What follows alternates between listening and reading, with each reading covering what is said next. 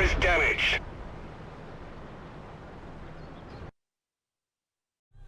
Hello everybody, and welcome back. I'm Bringer of War, and this is World of Tanks.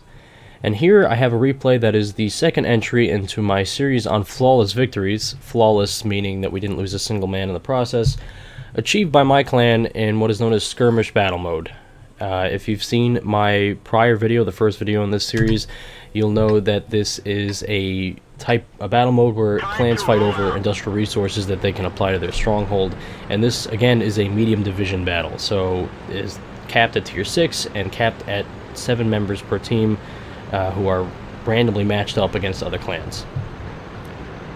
And as I said in the last video, I don't do these videos to comment about how other clans play, and I don't consider any particular game representative of how another clan plays or the strategy they always use. But in some ways, this is almost a tutorial on how to defeat a camping team on Sand River.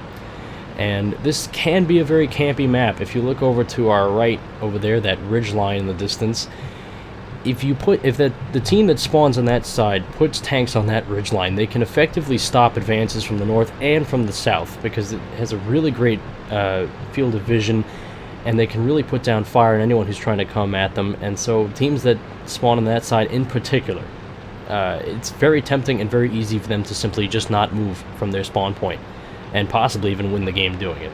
But this is not the case. Again, this is a flawless victory, so I'm giving away the ending, but we'll see how it pans out.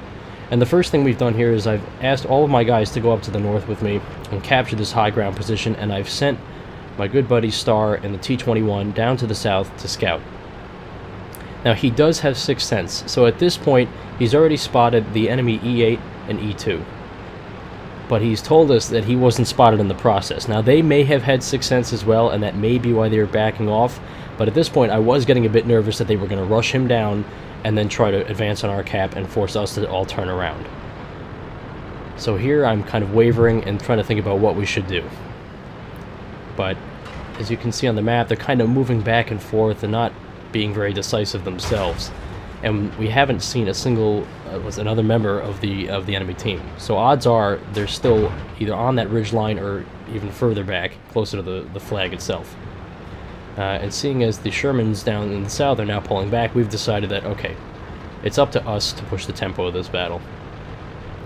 So while Star is keeping an eye on them, my brother and I are getting into position to put down some fire on that ridge line after our friend in the A43, Dogfather, pushes down into the little depression on the left over there. You can see I've got the cursor on it, and you can see he's moving as I'm speaking.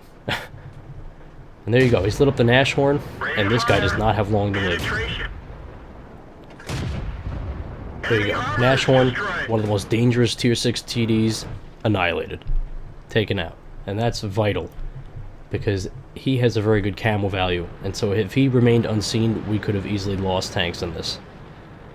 So we've taken him out, my brother's moving up, and I'm about to ask everyone to just move up all together.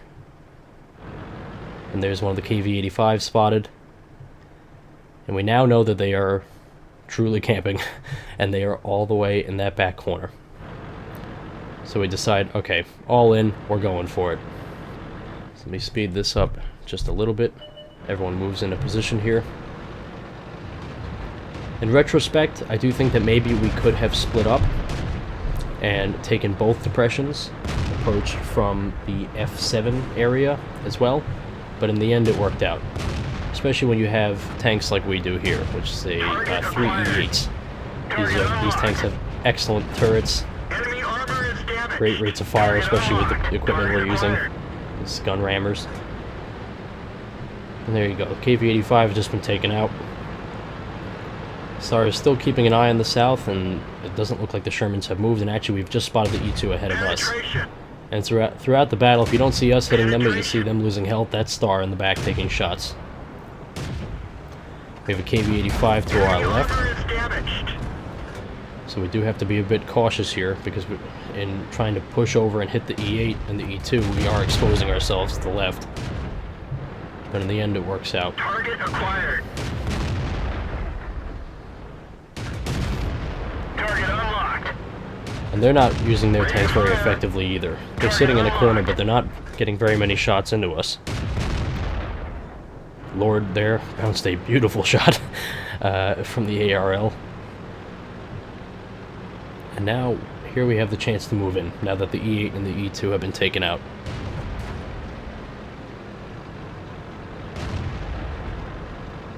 And they've basically sealed their own fates by setting in this corner. They've got nowhere to go. We're advancing on them from every direction. So now it's just a race to get a little bit more damage in. Enemy armor is damaged. And once again, this was another great game where everyone did a great amount of damage. And there you go. Complete victory, not a single man lost. And we'll see how everyone did in the post-game stats. So I'll keep this rather short and sweet. As you can tell from this screen, I had a rather decent game, but it's this screen that captures the story I want to tell. Everyone did a great amount of damage, although I have to give a particular shout out to Lord there, who did basically twice as much damage as the rest of us. And once again, the point I'm trying to get across is not a comment on the enemy team, but that these are a great bunch of guys, great friends, clanmates, and players, and I'd play with them any day of the week. So I hope you enjoyed this replay. These battles really are always a lot of fun for us to play, and if you did, please comment, rate, or subscribe. It would really help me to get my channel off the ground, and I'd like to thank you very much for watching, and I'll catch you next time.